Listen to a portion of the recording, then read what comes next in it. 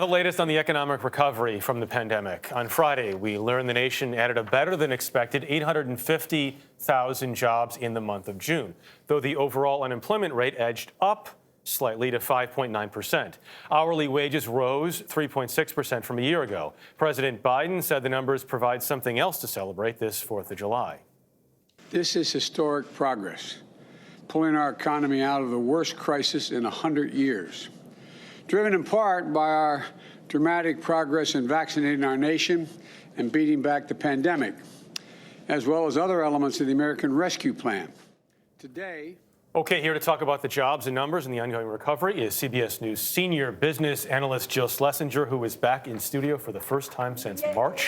Woohoo! 2020. Good to see you, Jill. Let's start with this. So more jobs than expected, but unemployment went up. What gives? Well, these are two different surveys. One is a survey that goes out to employers, and it says, did you hire more people? Yes, 850,000 more. The other goes to households, and the household survey says, hey, are you employed? Are you actively looking for a job? And if you're not actively looking, you're not counted as part of the labor force. And that can mean that the unemployment rate moves up and down. Again, 0.1%, not a big deal. We do have a ways to go.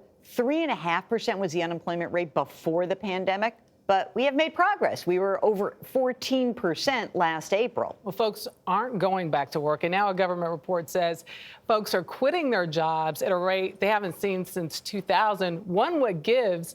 And what are companies doing to keep people on their payroll? This is like the conundrum of the labor force question. And here's the temporary aspect of it. We know people are receiving these extra benefits through the federal government, right? $300 a week. That allows them to stay on the sidelines and maybe take their time looking. We also know there are people who had childcare issues. We also know that there are people who were really worried about the virus, maybe because of what's going on in their home. But a longer-term issue that's really fascinating, economists tell me, we didn't have international migration for so long. That was a source of a lot of workers.